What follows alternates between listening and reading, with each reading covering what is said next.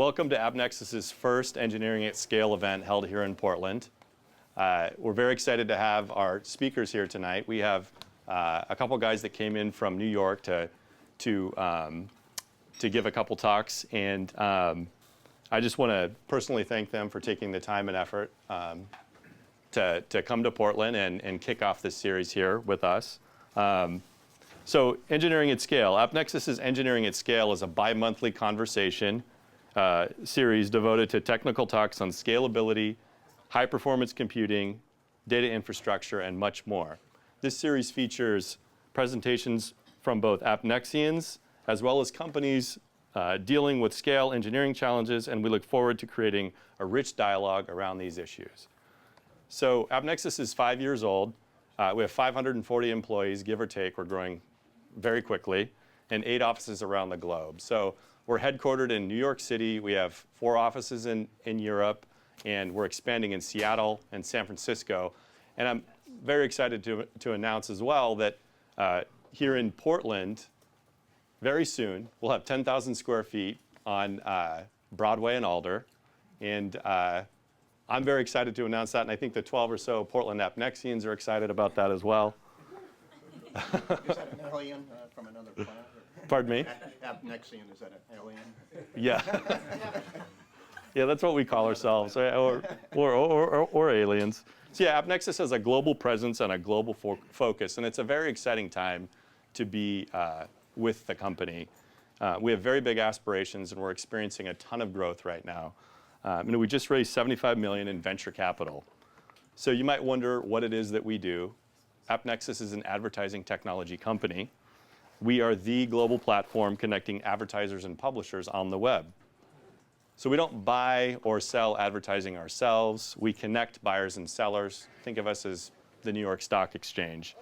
So just to give you a quick sense of what happens on our platform, as users surf the web, obviously we visit websites, and as pages load, those pages make requests to the AppNexus platform. And we receive those ad requests, we bundle it up with data into what we call a bid request, and we send that off to all of the bidders on our platform. So AppNexus, we maintain our own bidder, but there's also independent bidders on our platform maintained by third parties, and all of those bidders compete in an auction when those bid requests are made. They all respond with a bid response. The most important part of that bid response is obviously the price they're willing to pay for that ad slot. When we get all the bid responses in just a handful of milliseconds, we clear the auction, perform all the financial transactions, and then deliver the ad to the user's browser. So all that happens when the page is loading, users don't know about it, and we shoot to complete that process in 100 milliseconds. And we do that 12 billion times per day. So that is in essence why we call this series Engineering at Scale. So our engineering teams are fantastic. And I just wanted to give you guys a quick rundown of the engineering teams at AppNexus. We have the Tech Ops team, and they're responsible for our systems and data centers in New York, New Jersey, Los Angeles, and Amsterdam. I hope that's right. For now. For now, yeah. And then we, of course, have the ad server team. They're responsible for all of the components of the ad server. It's a high-performance distributed system written in C. The data team handles all that data streaming out of the ad servers. There's 12 billion impressions per day, create a ton of data. That all streams into our Hadoop cluster. And the data team is responsible for running aggregations to make that data meaningful to customers so that they can make buying and selling decisions. We're a platform, right? So we obviously have APIs, multiple connection points into AppNexus, and the API team's focused on building our REST APIs, leveraging Java and PHP and MariaDB. And then finally, we have, obviously, the user interfaces team is focused on UIs, and we leverage JavaScript, PHP, and Nginx in building our UIs here at AppNexus. So all these teams work together to produce the systems that allow all different types of companies in the advertising ecosystem to buy and sell on our platform. So you might wonder, if we're headquartered in New York, why are we here in Portland tonight? Well, in Portland, we do things our way, right?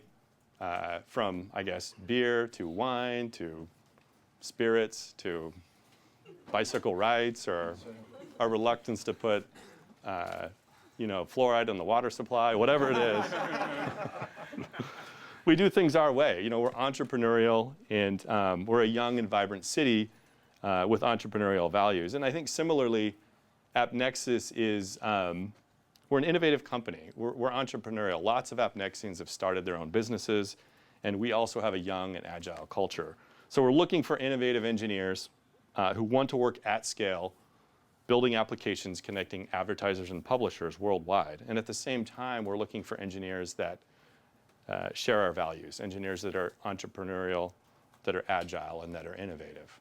So currently here in Portland, we have software engineers working on our user interfaces, on our API, and we have a small but growing optimization team. I don't know where Sam is. I guess he's in the back. Oh, there he is.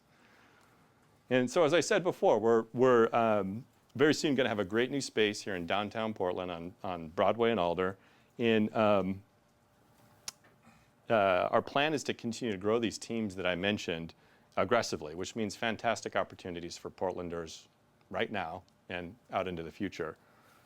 So let's get to the interesting part. As I said, we have a couple people joining us from New York tonight to talk. And first up is Travis Johnson, and he is the Director of Engineering in New York. And he's going to be discussing test-driven development with Grunt. And then after Travis, we have sort of the marquee event for the night, and that is Nathan Wall. Nathan's a software engineer in New York, and he spends most of his time developing the application framework. But he's going to be talking to us tonight about writing High Integrity JavaScript. And additionally, he's going to be speaking next week at jQuery. So if you're going to be there, look him up, follow him around, ask for his autograph, make him look cool. All right. Travis? Cool. Thanks, Joe.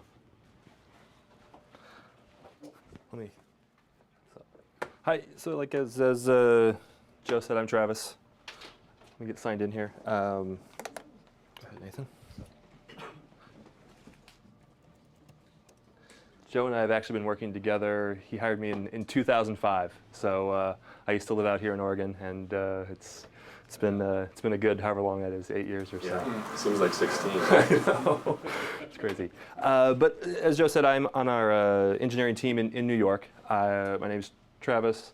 I've been with the company for about 4.5 years, and so have gone through kind of all stages of testing, from early days when we didn't test at all, and as our platform has grown, it's become more important that we release with quality and get things right. And so about 6 months ago, we started really trying to drive home kind of and change our culture on the UI team to be a test-driven development, or just at least a culture of testing, whatever sort of testing approach you want to take. Really write tests, functional unit tests, and know that as we release our code, it's going to be we're releasing what we expect.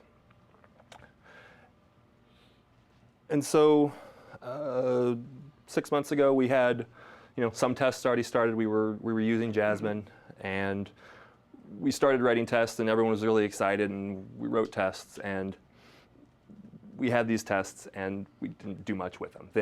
We were using Jenkins to just run our tests against every commit. We'd get an email when they'd fail, and every so often we'd actually go back and fix them. And I guess the cultural testing wasn't picking up. So we figured out, what do we really have to do? We actually had a recent engineering at scale talk back in New York with Daniel Dubrovkin, DB, and he taught us how to really build a test-driven culture. And so a couple of the things that he spoke about. There's actually a link if you want to find this on YouTube and watch it. It's a fantastic talk. I'm just speaking for about 5 minutes. He goes on for about 40 or so. Fantastic talk. But one of the things that he talks about is being able to run your tests fast. And so if you can't run your tests fast, they're not going to be worth it. You're not going to be, they're not going to rely on them when you have to do a release, when it really counts. And so, like I said, we're using Jenkins and Jasmine, and we ran them against every commit. But that really wasn't fast enough for us to know if our tests, if we should commit, if we were going to get anything out of our tests. And so an engineer on the team decided, hey, I'm going to try and run tests in a headless environment before I commit. So pre-commit hook with Git to, to spool up. I guess it was a Python script that then kicked off some other script that eventually kicked off Phantom JS with a spec test runner, and it would then figure out based on the HTML response if his test passed or not. And it was fantastic. He loved it, but the problem was he wasn't able to share that with the rest of the team. It was not in a way, not easily installable. He had all sorts of weird, certain version of Python and different packages that he needed, and so, the rest of the team couldn't benefit from that. So we started to figure out, all right, let's run our tests early and often, but we got to figure out a way to make sure the whole team can do it. And we came across Grunt.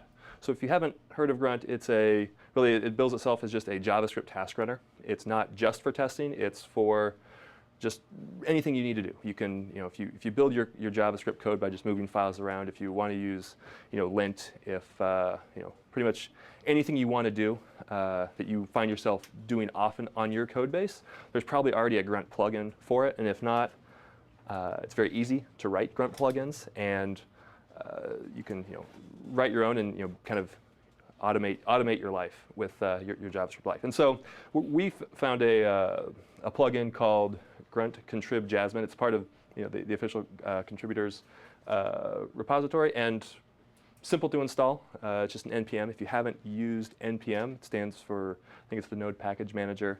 It's a fantastic way to. Unless you read their docs. Yeah, say it's not. Oh. It's okay. Okay. Well, it's NPM. We'll leave it at that then. And it's it basically brings in the code for you. And so you're able to easily get this Grunt Contrib Jasmine files into into your project. And then let's actually take a look at the Grunt file. So Grunt operates on this thing called a grunt file.js. You can use CoffeeScript if you prefer that. But to set up Jasmine, the Jasmine plugin, really all you need to do is we've got a config section here for Jasmine. You add the source, you add where your spec files live, and you load the module. And I actually prefer to write grunt test rather than grunt Jasmine. So I set up registered my own task essentially for test, and then can run it with grunt test. And as you can see, it then, instead of where Jasmine will usually spool up in a web browser and run, we've got it running here just right on the command line. It actually, I believe it does use Phantom as well, but it does it with it. You have to set anything else up on the side, and it in this case it ran in super fast. So it's really easy. It makes it really easy to run your tests without having to go to the web browser even. I mean, it's simple, but this is even easier. So it's really nice, but we can do even better. There's another plugin for Grunt that will watch for file changes. And so it's called Regard, Grunt Regard. And what it will do, you install it the same way as the Jasmine. And what it will do is it will watch for file changes. So if you give it paths to look for, and so you've got your source. I set up my source and my spec file here, and I tell it anytime any file in that directory path changes, run my task. And so run my test task. And so what that's doing is I can leave this open in a window and start it up, and it's just continuously watching for a file change. If a file changes, it will then run my tests again. It will spit out the results and tell me if I've passed or not. I actually set up a new task here to run the test once and then to watch for file changes. There's one caveat to this. You've got to run it with the force flag because for some reason with Regard, if Jasmine fails with an error, it will actually kill the script. And so run it with force. If it hits an error, it will actually just keep on running, and will run on indefinitely. Let's actually take a look at it. I can show you kind of what I actually mean. So I've got on the plane ride over here this morning, I was kind of decided to start a new web application, and it's called PDX to BK. So I live in Brooklyn. When I used to live out here in Oregon and moved to New York, everyone in the office said, Brooklyn is where you need to live. We have Stumptown. I believe you guys have Brooklyn Industries. So our cities are somewhat linked. And so what I decided to do was, I also thought I would have Wi-Fi on the plane and could do more research about neighborhoods in in Portland, and so I didn't have Wi-Fi, and so the only neighborhood I had up on Wikipedia was Pearl District, and so I apologize if if I didn't categorize it right. But essentially, the idea here is I've got a JavaScript file on the left, and then I've got my tests continuously running here on the right. And so I could make a change. I will just save it first here. All right, so you can see that test ran, and now it's watching for these files to change. Oh, here we go. Because this was a file that didn't have the test. OK. And so now I've saved this file, and it ran the test again. So let's say I were to change maybe just the name here. One of my tests looks for the name. If I were to change the name, it's going to come here, and it's going to tell me, apologize for the size and font, but it basically tells me that it didn't find the object, test failed, and I immediately have feedback on my tests. Let's see. So one other nice thing, let's say you don't use Vim, you're not in command line, you're not actually looking at maybe your tests as they're always running. There's a nice plugin, again for Grunt, called Grunt Notify. It works on the Mac. I'm not sure if it works on Windows, but it fits right in with the new message center. And so anytime you've got an error, it will just pop up with the error right in your message center, and you can kind of configure how you want to see it. And so let's say you use Eclipse or something like that. You save the file in Eclipse, and your tests are running in the background, but the message will pop up and say, hey, you've got an error. So it's going to give you much quicker feedback. We've found this to really be helpful as to implement our tests. It's actually a lot of fun. Also, I've had a lot of fun just writing tests. Write the test. Obviously just test-driven development. So write the test and then start writing my code for it. Watch it fail, watch it fail, watch it fail every time I save, and then finally kind of get the code right and watch it pass. So these are the different tools that I spoke about today: Grunt, Grunt Contrib Jasmine, Grunt Regard, and Grunt Notify. Feel free to grab me after the talk if you've got any more questions. If you want to see, I can demo this a little bit smaller screen with you can see a little bit more about what I'm actually doing. Or if you've got any other questions, you'll feel free to grab me. But that's everything, and thanks for coming out tonight.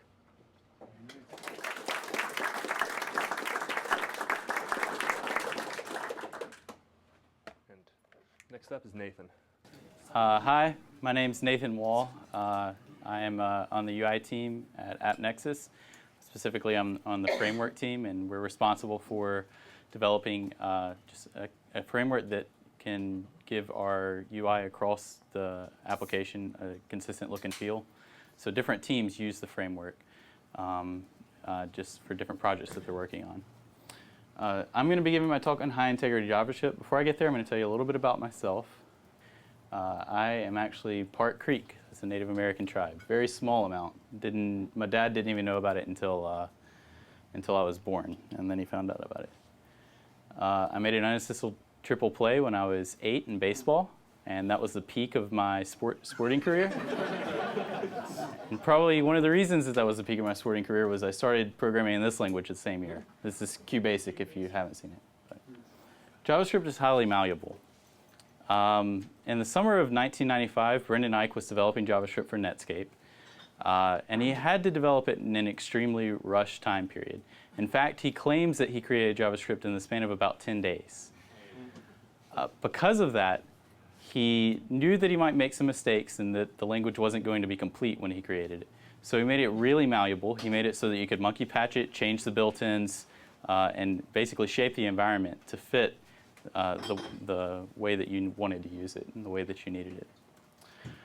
That's a really cool thing about JavaScript. It makes it flexible. It makes it fun to work with. But it also has a downside, and that's that you can't really trust the environment. You don't know that the environment that you're using is in the state that it's supposed to be in. You might have experienced this if you've ever modified the prototypes of the built-in, specifically if you've changed anything on object.prototype and then tried to do a for-in loop over it. Then what happens? The property that you added to object.prototype shows up in the for-in loop, and that's not what you wanted. So what you end up doing is you end up doing has-own property checks in all your for-in loops. Another example of this sort of where the malleability can bite you. This is something I came across recently in my code. So this code is this is a set date function. It takes a date as a string and it converts it into a timestamp with date.parse. And then it says, if this timestamp is nan, then I want to do some sort of code, maybe show an error message. If it's not nan, then I'm going to use it because it makes sense. So just to give you sort of an example of the outputs that you'd normally get from date.parse, if you do date.parse on null, you're going to get nan. If you do it on an empty string, you get nan. If you do it on this number 2005, you get this big long number, which corresponds, I think, to the end of 2004. I'm not sure why that is. But if you're using date.js, this is what you get. If you do date.parse on null, you get null. If you do it on an empty string, you get null. And if you do it on 2005, you get null. So this creates an inconsistency in the way that date.parse actually functions. On values over here, it gives you different return values when you're using date.parse. And essentially what's going to happen is nan is not going to pass for any of these values because null isn't considered nan. So when you pass in something that date.parse doesn't understand when you're using date.js, instead of going through this condition, which is what you're expecting, it's going to go through this condition. So essentially, we need to find ways to deal with the malleability of JavaScript, whether we're authoring something like date.js that we intend other people to use, or whether we're authoring an application that may or may not be including a third-party script that may be changing the environment in some way we didn't expect. Should that be Datestra? Yeah. I think it's this type. Yes, this should be Datestra. That's correct. All right, so there's typically been three approaches, or two main approaches that have been taken to dealing with JavaScript's malleability. One is don't worry about it. Assume there's a safe environment. This is the approach that's taken by the vast majority of code that's in use today. Essentially, you just assume that the environment that you're entering into is in the state that you need it to be in. And you don't do any sort of checking to see if it's in the state it's supposed to be in. You don't do any sort of guarding to make sure you're in the right state. You just assume you're in the right state. For the most part, this works well as long as you teach people not to do things that you don't like. And that's, of course, become a common practice in JavaScript. It's just there's a plethora of teaching that you shouldn't do these certain practices because they tend to mess up scripts. That's fine. There's nothing wrong with this approach. It's a practical and good approach. It makes things easy. It does tend to limit the flexibility of the language. And so there's certain things that you just can't do because you're afraid that you might break other people's scripts. So you lose a little bit of that flexibility that Brendan Eich was going for when he designed the language. Also, you just don't have any guarantees with this approach. So if you're writing something that requires high security, or if you're writing something that requires high reliability, then you can't guarantee that with this approach. So another approach that has become more and more common recently is to lock the environment. This has become even more common recently because it's possible now in JavaScript to really lock the environment with the latest version, ECMAScript 5. And this is an approach that's taken by Google's Kaha project and several other projects that restrict scripts to a subset of JavaScript called secure ECMAScript. This is a great approach. I would recommend it for a lot of use cases. Downsides are that this is a decision that can only be made in the application level. If you're writing plugins or if you're writing a library, you can't take this approach because you shouldn't lock down the environment that other people are going to be using. But you can lock down the environment if you were writing an application and you know which scripts you're going to be pulling in. It's a great approach. There's nothing wrong with this approach, but it's got downsides as well and trade-offs. And again, you do lose the flexibility because you're stopping things from being done that aren't supposed to be done. So it limits the possibility for creativity for people to solve problems in new and unique ways. So these are two classic approaches to dealing with JavaScript flexibility. I want to introduce a pretty radically different way to deal with JavaScript flexibility. I think it's a good way, and essentially that's write code that always works. This is what I call high integrity. High integrity JavaScript is code that works under whichever environment it's in. This is not easy to do. In fact, I have a quote from Mark Miller. Mark Miller he developed Kaha at Google. He's on the ECMAScript committee. This is something he said about these practices that I'm going to be introducing to you. He said, at first, for those used to JavaScript or even just conventional OO, the style needed is very counterintuitive and awkward. It goes against the grain of what the language tries to make convenient. But amazingly, it is possible, and one even gets used to it after a while. So that's where we're going. I don't expect you to take every principle that I'm going to show you and apply it to every project. I don't think that's the right approach. But I think that there are projects that should be that should use a lot of the approaches I'm going to show you. Some will use more, some will use less. You should pick and choose which of the techniques I'm going to show you depending on the project that you're working on. So when should you care about high integrity? It's a good question. One would be if you're using third-party code. This is pretty much everybody nowadays. If you're using libraries or plugins or analytics, or even if you're not using third-party code directly, your site still has to worry about third-party code being injected through browser extensions. So you can't get away without having it as a possibility. And third-party code, like in the Date.js example, and there's plenty of other examples, always has the possibility to change the environment in a way that's going to break your code. Another one, this is probably more pertinent, would be if you're writing third-party code. So if you're writing third-party code, you have no idea what kind of environment your code is entering into. You want to make sure that that it can function well in the environment that it enters into. And also applications requiring a high level of security. So applications dealing with banks or social networks, email clients. These are ones where you would want to consider high integrity seriously.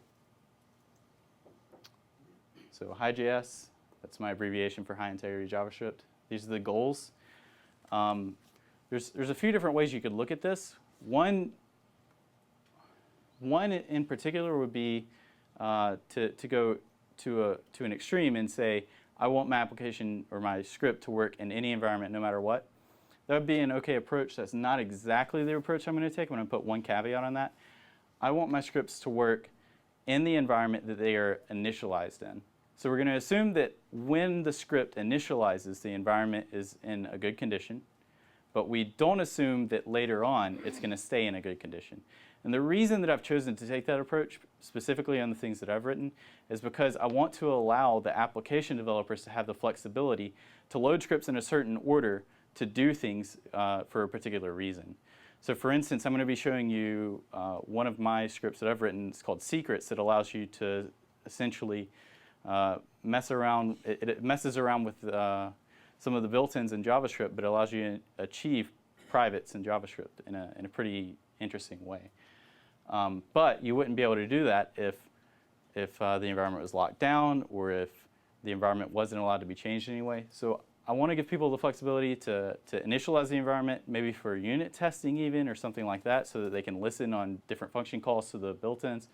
But once my script initializes, then I want it to say, okay, this is the environment that the application developer intended my script to be run in. I'm going to save the environment like it is now, and then I'll use it like that from now on. Also, the other goal that I have is we want to leave the environment in a state that functions observably identically to the way it did when we got access to it, right? So Date.js messed up here. They didn't leave the environment in a state that functioned observably identically. I don't have a problem with changing the environment, but I do want to leave it in such a way that someone can't tell that I changed the environment. So you can change the environment to accomplish a task, but we want to leave it still working. All right, so this is our roadmap for achieving high integrity. First, I'm going to talk about getting up to speed on AppNexus 5. This is pretty important for achieving high integrity, so I'm going to need to spend a little time on this because I realize a lot of people aren't using AppNexus 5. It's not supported in IE8. It's supported in IE 9 and Firefox 4 and modern versions of Chrome, Safari 5.1. It's getting increasingly, and of course Node. So it's getting increasingly more reasonable to use this. It hasn't been in the past, but we're reaching a point where we can, and it allows you to do a lot more in terms of providing a secure environment than you used to be able to do. So what do you do with the older browsers? You just tell them to flip off and... Essentially, yes, that's the approach that I'm taking. So he asked, what do we do about the older browsers? And essentially the approach that I'm taking, and you don't have to take this approach, but it'll make your job a lot harder. just say, don't worry about them. At this point, I think we can get to that state.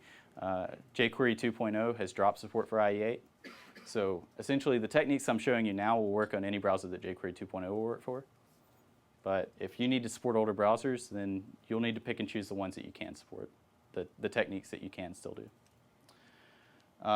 So writing general purpose code is also the next thing that we'll do.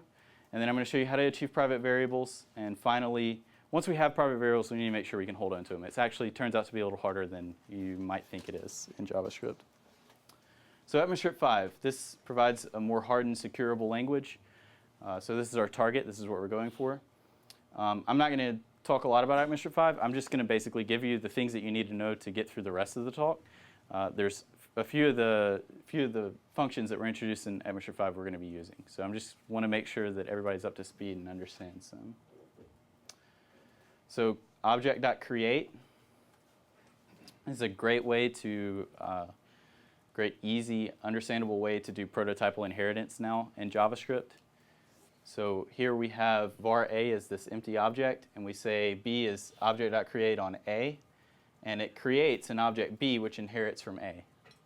So b inherits from a, and then a will inherit from object.prototype naturally because it was just an empty object. Object.prototype doesn't inherit from anything. You can also use object.create to create an object which doesn't inherit from object.prototype. And this is really awesome. Here we're using object.create on null and assigning it to a. So a inherits from null. It doesn't inherit from object.prototype. And then we can say b inherits from a. So b inherits from a inherits from null. Define property. So this, specifically, I'm going to be using this to talk about getters and setters in part of the talk. So define property is one way in JavaScript and AppNexus 5 that you can define getters and setters. Here's the syntax for it. You'd say define property on the object A named foo, and here's the getter, and here's the setter. So when I say a.foo equals bar, then the setter would be called, and it'd say foo equals bar like that. And then when I say a.foo and try to access it, it'd say bar plus extra, and that'd be what is returned. These are just functions that are called when the properties are when the property is accessed. Object.freeze. This allows you to freeze an object so that it can't be modified by someone else. You can freeze an object, pass it off to someone, they can't change it. They're not allowed to change one of the existing properties on it. So if they say a.x is 5 after it was frozen, it's still 1. And if you try to add a new property to it, it doesn't add it. And if you try to delete a property, it won't delete. This just freezes an object. So Is there an unfreeze? No. There's not an unfreeze, no. And it's for security reasons. The reason this was introduced is so that you can hand someone an object that you don't trust. A third party that you don't trust, you can give them an object and know that they're not going to change it. But you can derive from that, though, right? If you can derive from that and then change it. Derive from it? You mean or create object.create a. And yeah, sure. You could inherit from it and then change the object you created. Yeah. All right, and then the last one is bind. This one's not so new to the JavaScript world, but it's new to being built into the language. A lot of libraries have supported this in the past, but now it exists in the language itself. So bind allows you to convert from a method into a function. By binding it, it's this context to a specific object.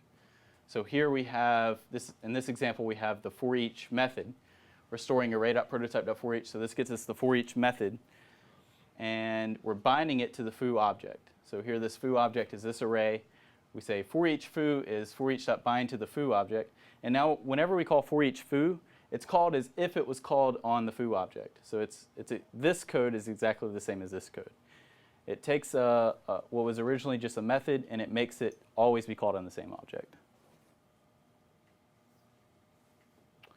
All right, so now one thing that I want to talk about in achieving high integrity is how to write general purpose code. This is code that essentially will work no matter what sort of situations you put it under. So we're going to talk about how to store built-ins for later usage. This is a helpful technique. Evade naming collisions, supporting generic objects, and then finally a warning to be aware of the prototype chain. So built-in functions can change. if we say we're going along in our script and we have some sort of callback and we use the date object, for instance, the date.parse method that we saw in before with date.js, it can be modified by other scripts. So one helpful thing to do is to store them when your script initializes, and then just use the ones that you stored. So here, we're passing in object string and date into this immediately invoked function, and that way inside this closure of this function, object string and date are always going to be what they were when the script initializes. Even if some code later on changes object string or date, they're still going to be what they were originally inside this code because they're stored as local variables. Same thing for the parse function, the keys function, and the getOwnPropertyNames functions. In this case, we're storing all these functions at the top of this function so that we can use them inside our script and know that we can rely on them not changing. All right, so dealing with naming collisions. In this case, we have this function called eachKey, and it's sort of a contrived example, but it was the best I could do in a short amount of space. So essentially what we're doing is we're passing in an object to this eachKey function and we want to pass in a callback, and we want the callback to be called on each key for the object. And the callback is going to pass in the value, or the key, the value, and whether or not it's an owned property. And we'll see we're getting the value, checking whether it's an owned property or whether it's an inherited property, then we call the callback. So here's an example of it being used. We might say each key on this object, display each of these properties. So essentially what this object is this is just a description of, I think, object.prototype. These are all the methods that are in object.prototype. We are going to iterate over each key in this object, and then we're going to call a display function, which will be passed the key, the description, and whether or not it's a known property. Can anybody spot the problem in this? There's a problem here. Yes? Has own property to be overridden? Has own property, right. Has own property is being overridden.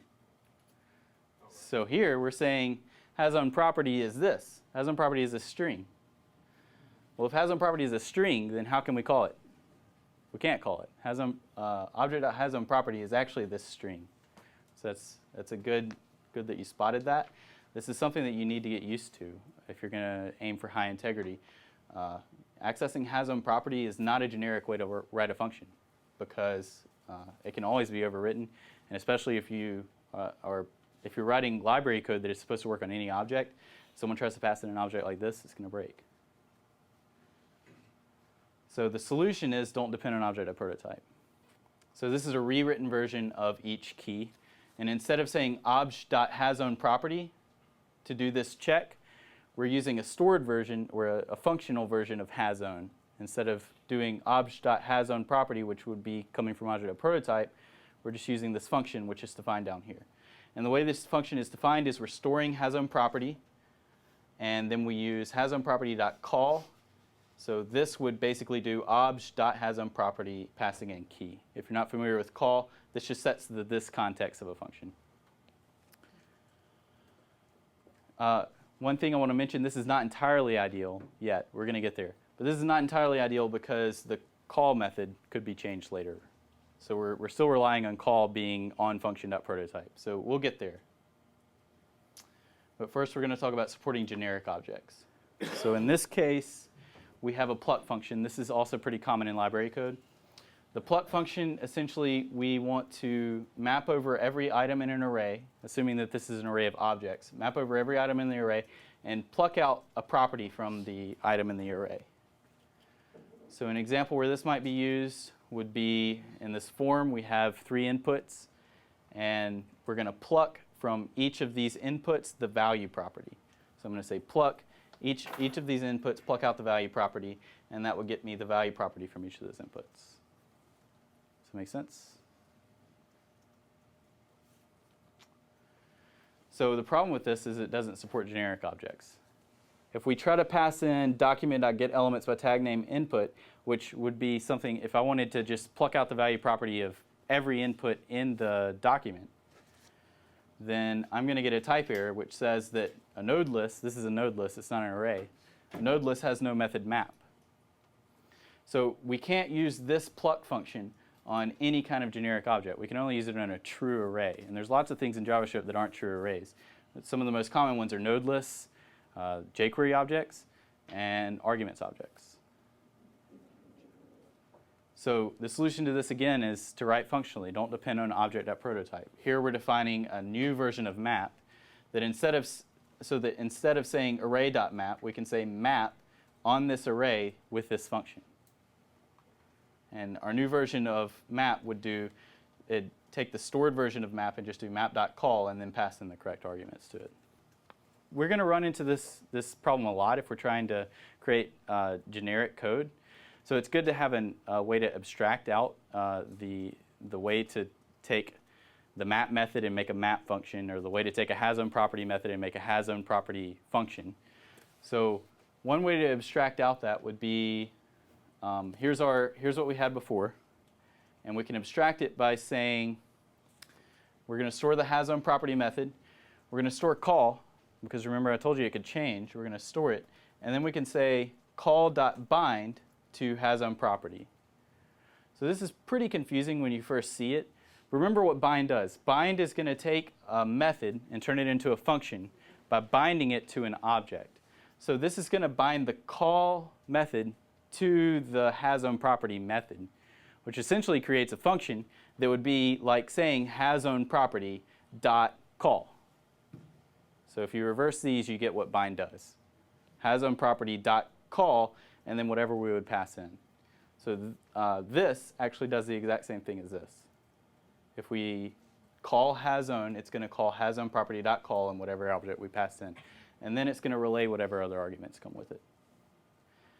And so here is that same thing being written for several other methods. You can use it to get a generic slice, a generic map, or a generic is prototype of.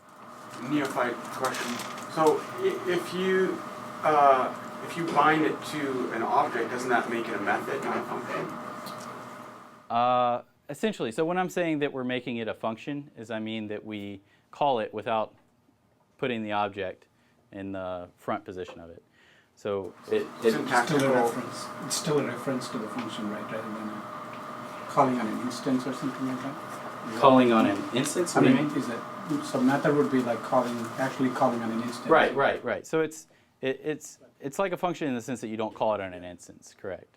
Does that make sense? Yeah, that's what I mean by that. But it might not be the most technical way to say it. All right. So here we're going to sort of take that call.bind property and abstract it one more level, and create this function that we call lazyBind, which essentially does call.bind. LazyBind, it's also known as uncurryThis, but I like to call it lazyBind. And so this is one way to write it, but we have to rely on bind staying the same if we write it this way. So this is another way to write it. One way to write it would be to take the call method and the bind method, we're going to store them, and then say bind to call. And this gets us lazyBind. This would do the same thing as this. If we do, remember, reverse the order to understand the bind, it'd be like calling bind on call. So it's like doing call.bind. Does that make sense? And we can write this in one line like that. This is a pretty common way to write it. Instead of just, you don't have to store call and bind anymore. Just write function.prototype.bind.bind, function.prototype.call. So if something has access to change bind before you get to it, Yeah, then you're out. okay. Then you're out. So like I said at the beginning, I'm assuming in these techniques that we start at a good environment, but then later on it might be changed. You might not want to make that assumption, and you probably want to use this technique. But that's the assumption I'm making. All right, and lastly, this is just sort of a caution, is to be aware of what's going on in the prototype chain. Do you really want to inherit from object.prototype when you're doing something? Here we're doing object.define property on A with the property foo. We're trying to define this getter and setter like I showed you before. There's one little problem with this, and that's that if someone creates a value property on object.prototype, so there's essentially a value property on all objects, define property looks at the inheritance of objects. I think this is an unfortunate decision that they made in JavaScript, but it does, and we have to deal with it. So if anyone ever defines a value property on all objects, this defined property is going to look and see that this descriptor, that's what this is called, this descriptor that you're passing in has get, set, and value. This is not allowed in JavaScript. You're not allowed to have get, set, and value because get and set are used to define getter and setter. They're used to define what's called an accessor. And value is used to define a data property. So these are two conflicting things that you're trying to do with defined property. It's not allowed, you're going to get a type error. So the caution is just think about, this is just one example, but just think about when you're doing things, whether or not you want to inherit from object or prototype. If you don't, then there's a way to get around it. In this specific case, then I would recommend just creating your own define function that neutralizes the descriptor that you pass in. So essentially, we're taking, this define function has the same signature as object.define property. It takes an object, a property name, and a descriptor. And it's going to call define property on it. But before it does that, it's going to take the descriptor and turn it into an object that doesn't have an inheritance. So it says D is create null, which remember gets us an object that doesn't inherit from object.prototype. So that extra value property won't be on this object. And then it copies over each of the properties into this new object. And then it calls define property. So this is a safe way to use define property. All right, so next I'm going to talk about how to achieve private variables in JavaScript. I'm not going to have a lot of time to try to convince you that it's good to use private variables. This is a long debate that people might have, but essentially there's some benefits to it, and if they fit your application, you might want to take advantage of it. Two of the common benefits that are mentioned in using private variables are that you can separate interface from implementation with private variables, and so there's a separation of concerns. And also, you only permit someone to do with your object something that's legitimately necessary, something that was designed for. So there's two common patterns that are used in JavaScript to sort of try to achieve private variables because it's not built into the language. One, you see this a lot in node code especially, is to use underscore properties. So here in this example, we've got this foo constructor. We've got a get bar. This is intended to be a public method. And this underscore bar is intended to be a private property. So when we create a new foo, it creates this private bar property that's just some random number. And then we can call on the foo object, we can call get bar. This is a public method. And it just returns the private property. Problems with this, though, one is that you can have name collisions. You have more names that you have to worry about. So if foo inherits from bar, which inherits from baz, if you have several levels of inheritance going on here, then you have to make sure that each of your classes have unique private names. You couldn't have classes that have the same private names that are shared because they're not really private. They're not encapsulated inside the class. They're shared throughout the whole object and the whole prototype. And second, this isn't really encapsulation, right? This isn't really private. It's a note that you're supposed to think of it as private. It's a note to other developers. Don't access this. You're not supposed to. This is intended to be accessed from inside. So the module pattern. This is what people typically use if they want to try to get true privates into JavaScript. And so in this example, we define bar inside the foo constructor, which makes it stay inside this closure. And then we define get bar inside the same closure so that get bar has access to bar from the inside, but nothing can get access to bar from the outside. So this does achieve true encapsulation. So this is a good way to go. But there's problems with this. One is that it's not compatible with prototypal inheritance. You're not defining get bar in the prototype. I think prototypal inheritance is one of the really awesome things about JavaScript. And the fact that you don't get to use prototypal inheritance with this model is a big downside to me. And also, these aren't class private variables. These are instance private variables. And that turns out to be a big problem in certain applications. What you really want and what most languages that have private variables provide are class private variables, not instance private variables. When I say class private variables, I don't mean static private variables. Class private variables are variables that are private within the class. They can't be accessed from outside the class, but they can be accessed from other instances of the same class. So these are the kind of privates that Java would have. Java has static privates, but it's also got class privates. Just the regular private in Java would be a class private. I'm going to show you why that matters. And this is sort of a generic example. This is a modified example of Mark Miller. This is the bank account example. So here this is what we're going for. We want to implement this bank account class so that we can create this Jane object that has $1,000 in it and a Mike object that has $400 in it. And then we want to call Mike.deposit from Jane $200. Jane's account went down $200 and Mike's account went up $200. So this is how we do it on the underscore pattern. It works.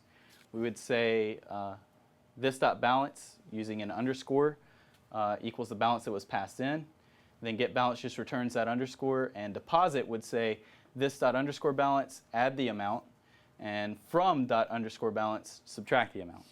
This works fine, but we're not really provided encapsulation. So if we're intending these objects not to be modified, the amount not to be modified any way other than by calling the deposit method, we're not guaranteed that that's going to be upheld by everyone that we give one of these objects to.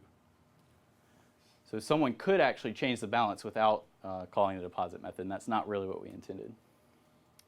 So the module pattern, if we try to take a stab at this, we define the getBalance method. We don't have any problems with that. Just return the balance that was passed in.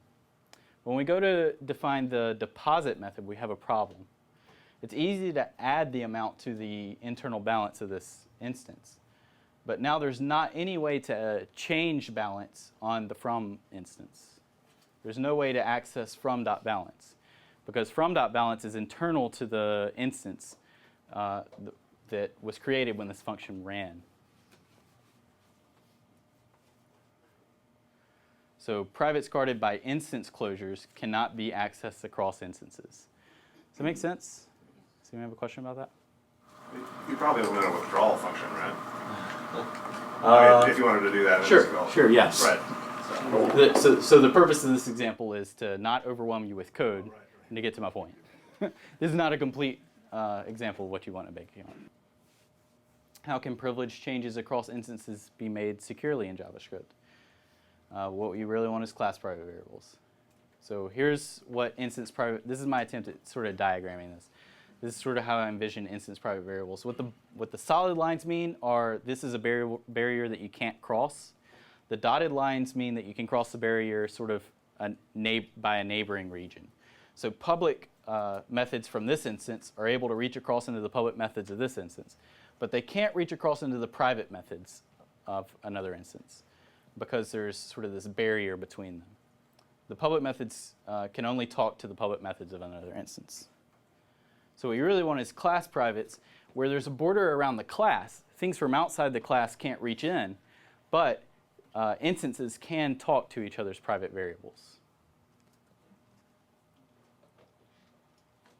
So secrets is a sort of a script that I developed that allows you to have privates, class privates in JavaScript. Based it off of a lot of work that a guy named Brandon Bemvey did. And essentially, the way that you use it is you're going to say var s equals secrets.create. This creates sort of a function that allows you to tie a secret object to another object. So we've got this obj object, and you say s on obj dot foo equals 5. And what that does is it would set a foo property on the secret object that's 5. And the only way that you can get access to that foo property is if you have access to s. So if you hide s inside of a closure and no one else has access to it, then they can't get access to the secret object even if they have access to the public object. An object can have multiple secrets. So here we have an s sort of secret function and a t secret function. We say s foo is 5 and t bar is 7. We can set properties on each of these secret objects. Are these programming secrets or are these security secrets? Now, are you going to be putting a SHA in there for your secret, or are you going to be just... No. What I mean by secrets is it's another word for private, but I'm not using the word private because, for one, it's a reserved word in JavaScript, and it'll probably have a meaning at some point. So secret just is a word that's probably not going to be used by them, so I'm taking it. I don't mean to imply that kind of security. I mean security within the object. So secrets, this is one interesting thing about secrets. They have parallel prototype chains. So here we have a C object, which inherits from B inherits from A, and then A inherits from null. So it has a prototype chain that looks like this. If you take the secret of C, then the secret of C inherits from the secret of B, which inherits from the secret of A, which inherits from null. So if we say S of A dot foo equals 8, it adds a foo property on A that's 8. And then if we try to access S of C dot foo, we get 8 because it inherits. Sorry, does S come from the previous page or? Yeah, S is a secret function. It comes from the previous page, right? We use it by doing secret.create. So here's the bank account example with secrets. As you can see, it is a little more code, but we're able to achieve our goal. We begin by invoking a function immediately when we're creating the bank account function. And at the top of it, we create our secret function by doing secrets.create. And then inside, as long as we're inside this closure, we can access the S secrets function. But outside the closure, we can't. So code outside doesn't have access to it. We just have access inside. But it can be shared across the different public methods of the object.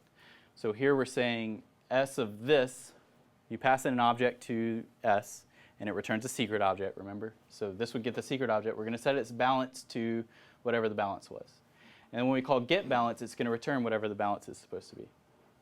And then when you go to define the deposit function, we can do it on the prototype, which is where it should be naturally in JavaScript. We can say this S of this dot balance, add the amount, and S of from dot balance, subtract the amount.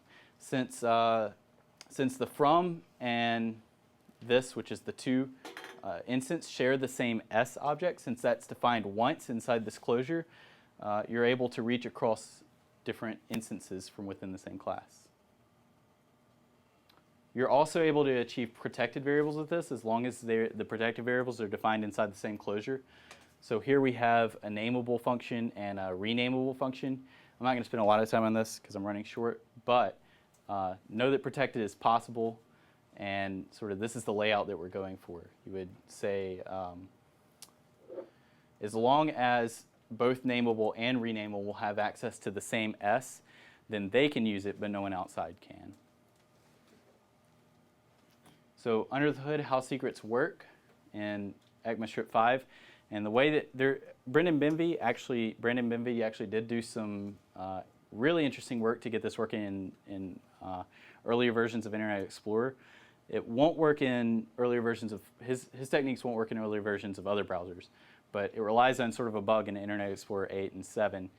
Even though they're not ECMAScript 5 browsers, you can sort of get around it, but essentially, this is an ECMAScript 5 thing. In ECMAScript 6, in the next version of JavaScript, we'd probably accomplish this a different way that might be more performant and preserve more memory. I'll show you that in a second. But this is the way it works in ECMAScript 5. So the A object has a secret key on it, and this secret key is hidden from the rest of the environment. Essentially, it's made non-enumerable, so it doesn't show up in a for-in loop, or it doesn't show up in object.keys. And the only other access point in ECMAScript 5 to get the name of the properties on objects is through object.getOwnPropertyNames. Secrets actually overrides object.getOwnPropertyNames just to hide the secret key. It returns all the other properties of the object, but it doesn't return the secret key so that it can stay hidden. It's not entirely necessary that it stay hidden, because there's also a lock on it that even if you are able to guess the secret property, which is randomly generated, even if you are able to guess it somehow, the lock won't prevent the secret object from being returned, even if you have access to it. So it's got a secret key on this A object that points to the secret map object. The secret map object has different properties depending on which secret you have. So if you remember, we had an S function and a T function. Depending on which function you call, you're going to get different objects returned to you.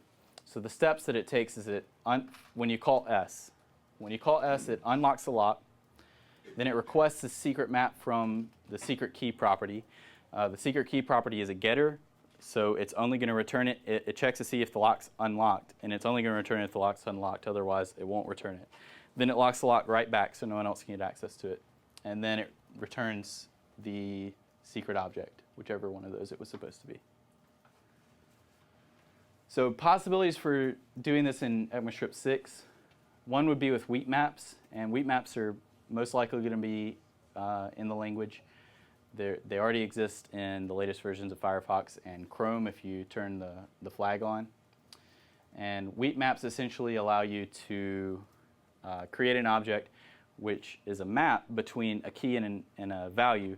The key has to be an object, and it's not held strongly. So when the object is garbage collected, when the key is garbage collected, the weak map doesn't hold on to the key or the value.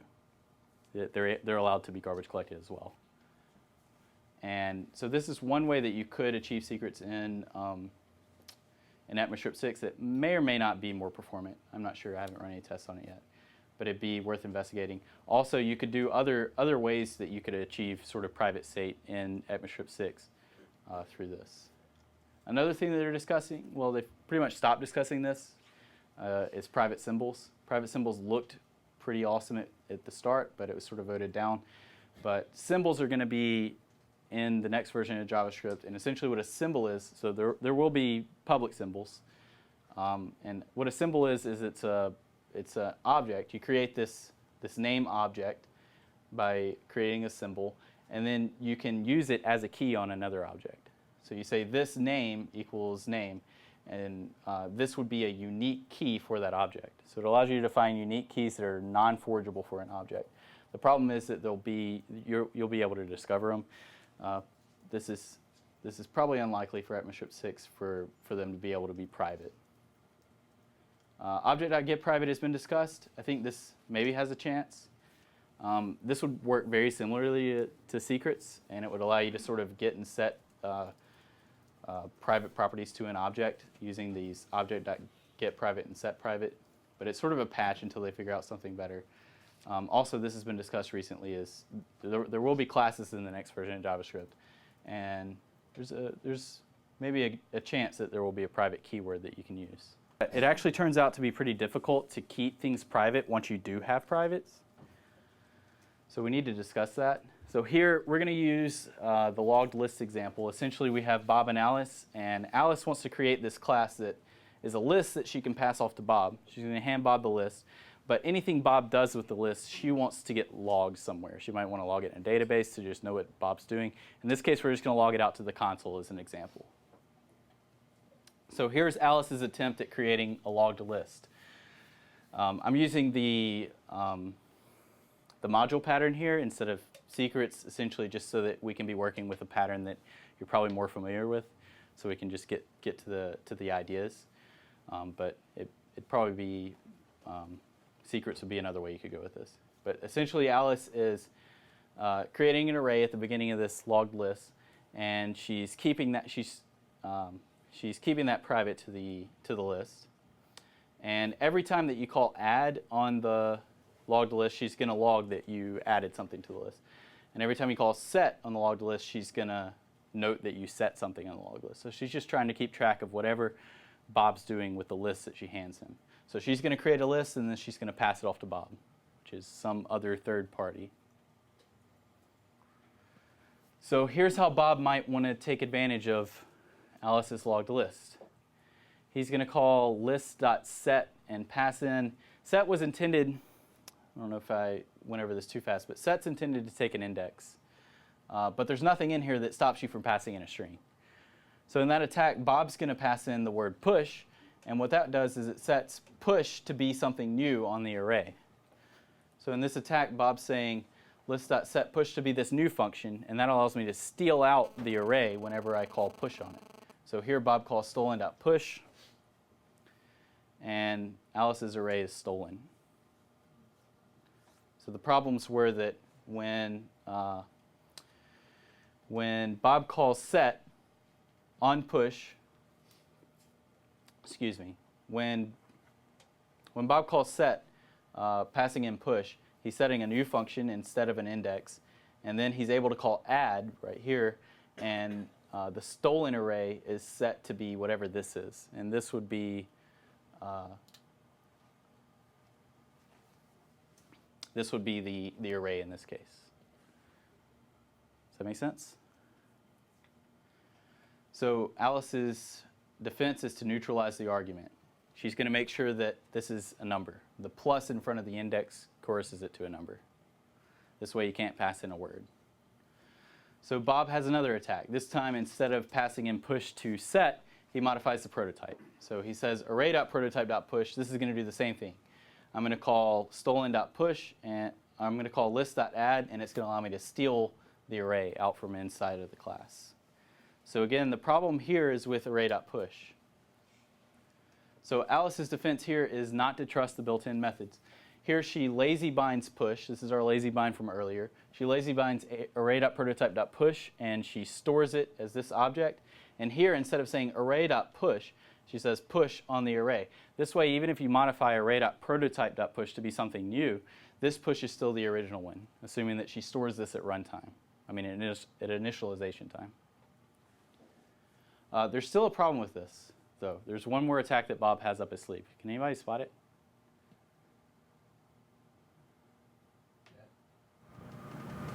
Console.log? I guess he could like throw or something to prevent it from being done, but he can't get access to the array, and that's really what we're going for. He wants to get access to the array so that he can change it without Alice knowing about it. So this attack is pretty interesting. He can say object.defineProperty on object.prototype, set the 0 property on object.prototype to be a setter that steals the array. So essentially what this does is when he calls list.add, it calls push on the array, and push is going to call the setter on the 0 index. So push is going to try to say array at the 0 index, set it to this value, but it actually does respect the setter. So instead of actually setting array 0 to be whatever value he passed in, it's going to call this setter, which allows him to steal the array from Alice. So Bob has a lot of free time. Yes. So Bob in this example might be someone trying to write a script that would take advantage of the ability in Facebook to write JavaScript or something like that. If you're anywhere that you're allowed to write third-party scripts, you're not careful about these things, you might run into this. So here's Alice's solution, is to be cautious with built-ins. So in this case, instead of actually using an array, she uses create null to create an object that doesn't inherit from object.prototype or array.prototype or anything. Now array doesn't have an inheritance, so when she calls push on it, and this actually works. You can call push on an object that's not an array, and it works fine. So she can call push on the array, but there's no way that Bob can inject a hidden property into this array in order to make it be a setter to do something that wasn't intended. There's always Grease Monkey. Okay, tell us about that. Well, it just catches the scripts beforehand and rewrites it. Sure. Okay. So anytime you send it across the wire, there's always going to be a way. Sure, yeah, but you're right about that. You're right about that. So if someone has a plugin that is maybe malicious, then there's not anything you can do about it. But we can maybe get somewhere for people that don't have malicious plugins on their computer. But you never know. All right, so this is actually, assuming that someone doesn't have a malicious script on Grease Monkey, then this is actually a secure class at this point. Alice has created something that Bob has no way to get access to the array. Did AppNexus run into problems and then discovered that they had to do this, or did you just think this out beforehand? Just thought it up beforehand. Essentially, in designing libraries, I've just been thinking, where can someone get access to this that might not be intended? Especially, I thought a lot about this when I was writing secrets, because in writing secrets, I had to think about this, because I was using like push inside of secrets, and I was like, wait a minute, this is supposed to say secret, you know? Someone's not supposed to be able to get access to it, but if they call push and they're able to steal the secret object out from the inside, then you run into problems. I wonder too, is there any way for them to do things via like Chrome DevTools? Just open up the debugger, throw a breakpoint in, and Yeah, sure. If you're the person on the computer, then you can get access to the privates. You could read the memory if you wanted to. So yeah, you're not going to hide these. I'm wondering who Bob is, I guess is what the question is. Bob is someone who is a third party. He's maybe written some sort of plugin that's being used on the site. Maybe he's someone who's compromised the analytics that the site is using. He's maybe an attacker that's gotten a hold of the script that whatever server you're using for analytics, he's gotten into that server and he's able to inject some sort of malicious code onto your site without you knowing about it. could be a number of sources, but he's not actually on the computer. All right, so sort of here's where we've been. We talked about writing general purpose code, achieving private variables, and then how to actually keep the private variables private. My name's Nathan Wall. This is my email address if you want to contact me, my GitHub, and AppNexus is hiring. So if you're interested in working in a really cool place where you get to solve fun problems, you can talk to one of us. And does anybody have any questions? Yeah, Nathan, where can we get more information on your high integrity JavaScript? It's a good question. So he asked, where can you get more information on high integrity JavaScript? I don't have an answer. Okay. Mark Miller has written some really interesting things about it. You can Google Mark Miller. I've written nothing about it, so you can't Google me. My GitHub has secrets on it, and as I maybe come out with more things, it'll have more things on it that are related to it. But other than that, I can't tell you. Can you publish these slides? Yes, I will publish these slides, and I'll put a link in my GitHub so that you know where to find it. So there's a lot to it. So obviously you are using this framework in other products and stuff, right? In your other things. So do you have like a testing approach to how do you test your framework? I mean, how do you test your Testing? test some of these things that You mean for secrets in particular? Yeah, or anything that because you are a API or you are the the framework developer, right? Right. So you have a downstream developers that are going to be using stuff, right? Before you pass it on to them. So do you have some testing methodology or something that you would use before you pass it on to them? So within AppNexus, we do have testing. Secrets is something that I developed sort of on my own in my spare time. I haven't done any unit testing for it. So it's maybe got some bugs in it, but that's I'm not just asking about secret, just in general. When in general, when you do a framework, I mean, how do you kind of push it to out to the in general in downstream? testing we use Jasmine for unit testing, and been using Mocha some. Those are sort of the main frameworks that I've been using in unit testing. I guess not necessarily the tools. How do you go about how do you test the behavior of your framework? I mean, what would you? We have QA. Okay. Is that what you mean? I mean, what would be the typical use case? I mean, typical Testing strategies. Use cases, yeah. What would be some of your use cases that? I'm not sure that this question is within the scope of my ability to answer it well. So I'm sorry. I'm not entirely sure I completely understand and am able to answer your question. What's the name of your framework, and are you open sourcing it, or is it just within? We are planning to open source it. It's not open source yet, but we are planning to open source it. We have an AppNexus GitHub account as well. You can maybe Google that, and maybe it'll appear there. But it's called ANX JS. Yeah, ANX is just sort of short for AppNexus, and we use it just as the name of our framework. So we are planning on open sourcing it at some point. How does secrets work with the debugger? That's a good question. It actually works pretty awesomely with, well, depending on what you mean by awesomely. I like the way it works in Chrome's debugger. Chrome's debugger actually hides the secrets for you. Chrome's debugger uses the built-in object.defined property, so when I override it, it respects that. Firebug, I believe, will let you see the secrets. Depends on whether you want to see them or not. Have you grappled much with the idea of storing a complex object as a secret and then having to deal with things like reference, pass by reference type problems where you could, people could start messing with your actual objects, properties, and whatnot. I don't know how much you could really do about that, but beyond freezing it, I guess. Yeah, sure. So he asked about pass by reference and someone passing in an object that. Well, say you want to make it a secret, make an object a secret, and you don't want anyone messing with it. Rather than you're showing simple values there, like numbers and whatnot. But if it was an object, then you'd add, people go in and change the nested values and whatnot. Sure. Yeah. You would take the same approach with the nested objects that you would with your original objects. If it's something you don't want someone to modify, you'd have to do a deep freezing. Yeah. Or though if it's secrets in particular though, then secrets don't inherit from object or prototype. I guess if you put an object as a property on the secret, then that object would inherit from an object or prototype. You'd want you to create null. You just need to keep those things in the back of your mind. Yeah. there's something to be concerned about. Any other questions?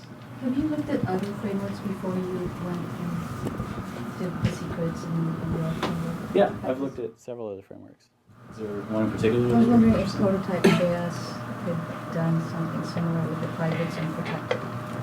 I don't know. I can't speak to the way that Prototype.js handles privates. Does Prototype.js have a private mechanism? Does anybody know? I didn't think it did. Okay. Some of them, like Dojo, I believe, has some sort of way to sort of do privates. It's different and a little weird, but they sort of have a way to pull it off. But I don't think Prototype.js does. Did you say that you haven't written about this? Yes, I did say that I haven't written about this. Okay. Are you planning to blog about this at all? Would you like me to blog about it? I think it would be helpful for the people. Okay. Yeah. I will make it my goal for the next week to write a blog post about this, and maybe to write some more. He's a nice guy. All right, thanks for coming out.